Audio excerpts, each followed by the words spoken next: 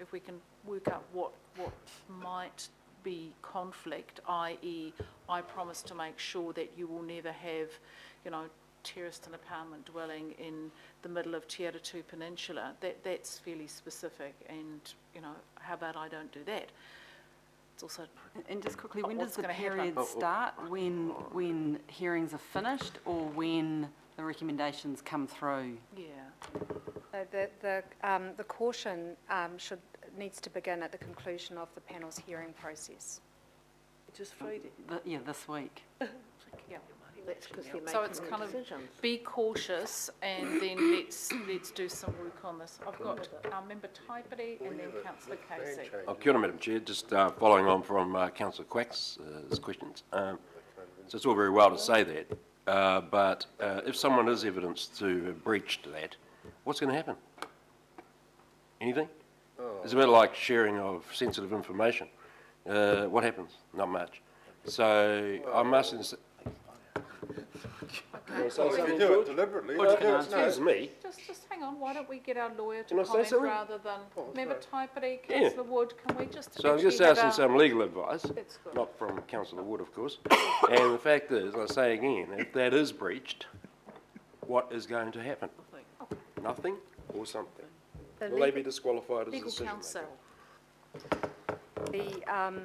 The legal risk that I'm commenting on here, and you'll understand that there are limits in a public forum to the extent to which I'm going to go into how best to manage your legal risk. Those are discussions for a different forum. But the point that I'm making here today, and can talk more broadly about otherwise, is that the council's shared interest is in having a decision that is able to withstand any legal challenge by way of judicial review. And that's the purpose for my comments today.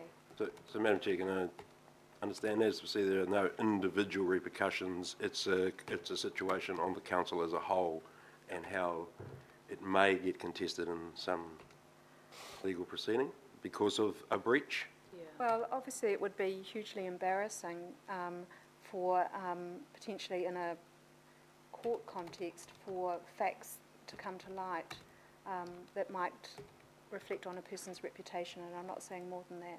No, and I think it is worth us looking at how we can discuss that legal advice. And I think what I'm hearing you say, I personally would not want to be the councillor cited in a judicial review and found to be responsible for the crashing and burning of a multi-million-dollar 5-year process. I agree, Madam Chair. We're all about getting it done. Exactly. And in a timely fashion, because there's been years of debate over this, and out to the public and back again, more debate. And it was interesting to hear, what if we haven't got enough time? It just drives me nuts. But what I am concerned about is that type of advice, and sort of, I don't know, people need to be conscious of that responsibility they have, but I always see people breach things along the way at times and nothing ever happens. And it's a concern. You mean like public meetings? Let's follow that legal advice through. Councillor Casey. I've got two questions. Well, I might have more than two questions, but my first question, Catherine, remember when we withdrew the zoning maps, the advice you gave to some councillors on that day was there might be a conflict of interest if we go ahead and do that. Have you withdrawn that now? Sorry, you'll have to refresh my memory a little bit. Oh, it was a fairly... What? Out of scope. Yeah, sorry. So that was about withdrawing out of scope. Oh, it was because... That was, so the comment was made in the context of the need to take care to ensure that you are perceived to have an open mind and not to have predetermined an outcome. So the discussion there was focused on the importance of retaining yourselves free from the risk of an allegation of bias by predetermination. So that's a type of conflict of interest. I read from that making the vote or voting in a certain direction was doing that. I think on the day. The caution that Catherine gave you on the day was there was a difference between voting for a process reason as opposed to having a personal view on whether a site should be zoned X or Y. And so she cautioned against the latter because that would be giving a bias to what the future zoning of that property should be. But I think that the indication given at that vote were that people were voting on a process issue, not on whether or not certain land should be zoned Y or X. A second question, and I didn't go to the wee subcommittee that was formed, but the involvement of the public. From what I'm hearing, there's no more involvement of the public. Is that? Are we not involving the public at all when everything comes to pass and the recommendations are laid before us and the public goes, ah? So Councillor Casey, we had Councillor Cashmore, Councillor Crum and I meet, and we were sorry that you couldn't make that meeting, so I'd very much like us to meet when you can be there. So No, but how far have you got now then? we were just kind of given Messages. some information, and we're waiting till you can join us. And just last question, but when we get to the Friday, are you saying that in social media, for example, you can't actually respond now on anything to do with the unitary plan? Is that your caution that you just don't, what do you say? How do you? What, You should certainly not be seen to be soliciting anyone's views on the unitary plan, You don't need to solicit, they solicit you, they give you your views, you don't have to do that. and not to respond positively or negatively. As I said, you can't control what people might say to you. The realm of it, for each of you as decision makers, is how you Does deal it with like that. constitute anything? Look, If we'll you have like to look at a some comment, scenarios. would I'm that not doing constitute everything on the hoof support it? here. Yeah. I think the scenario idea is good, including social media. So let's do that. Social media. If you Councillor Watson. Yeah, no, I was just going to quickly make the point that, this isn't new information. It's in the Auditor General's book on conflicts of interest to all council decision-making, and in particular to stuff that's, quasi-judicial, and it is to show, to be very careful not to show predetermination or bias. So personally, I don't see that as a big change, but you certainly have to be careful what you say or what's on the public record. But that's not to say that people can't express themselves or talk, as long as you're bearing in mind how that looks in the clear light of day if someone reproduced what you said and you'd made a decision. So it's not earth-breaking stuff, it's stuff that's there for councillors from the Auditor General and your role as a whole. That's wise advice. It's for the moment, treat it like you're in the middle of a hearing. Same, yeah, that's a good measurement tool. Except everything. It kind of does. Councillor Clow. I don't want to rake up old coals, but the question about the out of scope thing, and the advice to those that wanted to withdraw that, and I was pretty clear, and I thought those that did vote against it were pretty clear. They thought it was a process thing, but then you turn the telescope around. You could argue that those that wanted to put forward the out of scope were actually predetermining this. What are your thoughts on that? And I don't want to create anything, but it's just, often you can turn the telescope around on these sorts of matters. Yeah, absolutely, that's right. So it's great care from everyone to ensure that their conduct can objectively be seen as retaining an open mind. The fact that staff are coming with a recommendation that's been debated, so for example in setting the council's position, it's not a predetermination for council to have a position in the hearing. So that's our position that we've taken there, and that's what happened in that instance. Okay. And just the last one, the debate over the unitary plan will be through this committee. It then makes a recommendation to the governing body. Where does that leave the Independent Maori Statutory So Board? can we just park that for the moment? I think that discussion's still underway. No decisions have been reached yet. We just need to find the best way to do this. Okay, Member Filipaina.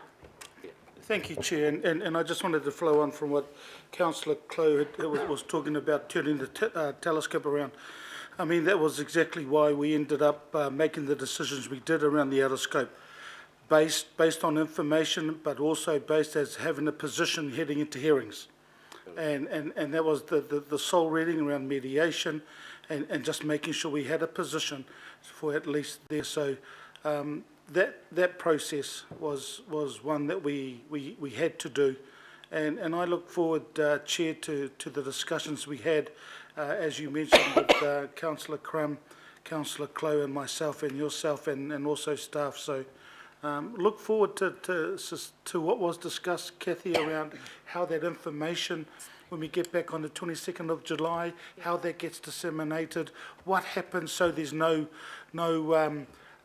reporters coming in, having their own spin on it before everybody else, as in the council family and elected members, get wind of the recommendations. So I just look forward to that coming through, so there's no misreporting that we've seen over the recent 5 years. Thank you.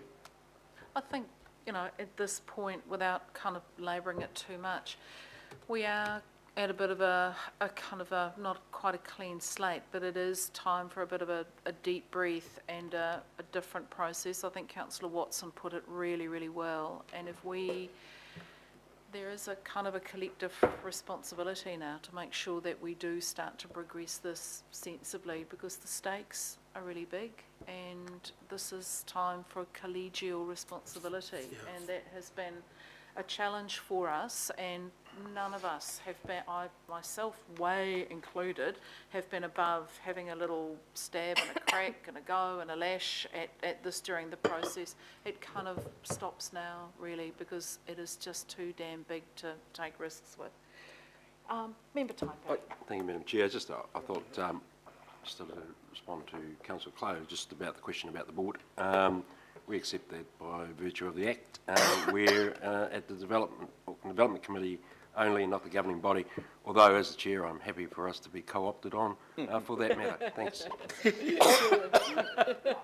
that on advisement. Thank you. Silo Wood. Maybe none of us left. Yes, It might all be conflicting. Chair, It might just be you. my friend Chairman Taipari was just saying, well, he told me to shush, but I was trying to be helpful.